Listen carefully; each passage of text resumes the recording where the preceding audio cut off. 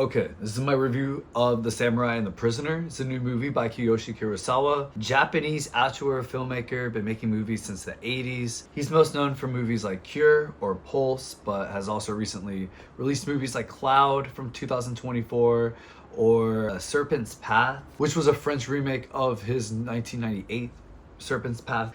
I'm not gonna act like I know his work like how his fans probably would, but it does seem like he has been juggling genres in his later parts of the career. This one here is a very traditional Japanese history drama that will teach you a lot about the Japanese feudal era in the 15th century. It's about the samurai, Lord Murashige, who is rebelling against Oda, and he is like barricaded in his castle. Oda sends this militant strategist to get Murashige to surrender.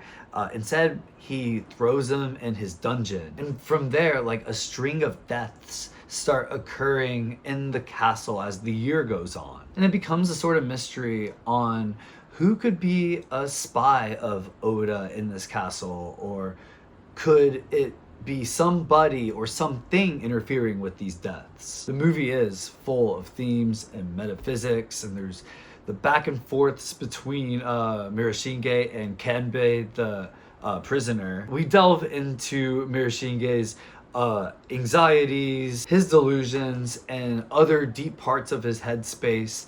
There's also themes of Buddhism, Christianity, and the state of religion in the 1500s. With the centerpiece of this movie regarding like divine punishment, it's something that's mentioned a lot. And it's based on a novel in 2021, and I'm curious of how it reads, because as a film, this is a slog to get through. Like, don't get me wrong, a lot on this movie does work. Like, its reliance on sticking to tradition, especially in a visual sense. There's a lot of just beautiful wide shots, great sets, and they keep the camera rolling. There's no excessive cutting. I liked the combat on this movie too.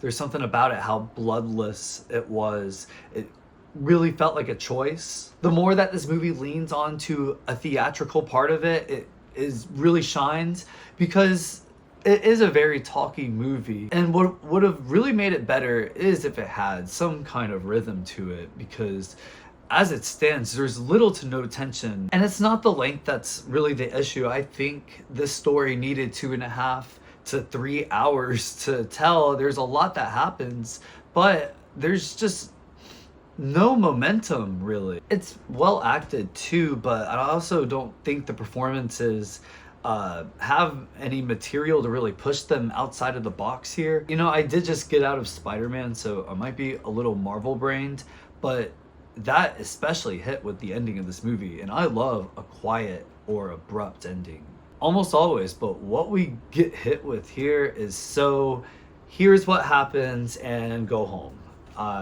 It was just kind of unsatisfying. I'd like to say it's something that I can think back on and maybe turn around with later this year, but it just doesn't challenge the audience in the way that I like. If you check out the trailer, they managed to kind of concentrate like all the sauce this movie has like within 2.5 minutes. But as a finished product, it's a little boring. Don't really recommend bringing a date to this movie or even dragging anybody to this one. If you want to see this movie, go by yourself. If you're interested, check it out. I give this a 5.6. The Samurai and the Prisoner is released by Janus Films. It is now playing in select theaters. Thank you for watching. You caught me in a dress shirt and a tie, and it's because things are getting pretty serious. I owe $300,000 in child support. Do you have any idea how difficult it is living in New York City, paying for New York City rent, and having to figure out this debt all for some kid? You might be thinking, Doublemint, why don't you just get some day job? You don't think I've already tried? My attention span is shot. It only works for a movie that I'm into or a book that I'm into. I'm gonna continue like churning out the good recs. I'm gonna tell you what's dope in theaters. I'm gonna tell you what's available in the bookstores now. Like, I don't wanna say any names, but like back in 2024, when all these YouTube reviewers were reviewing like in Conclave, Venom: The Last Dance, I was reviewing Rachel Orma. Let's keep it a band. Like and subscribe to Double Mint Variety. I'm gonna keep it pushing. There's more to come. Thank you guys again for watching.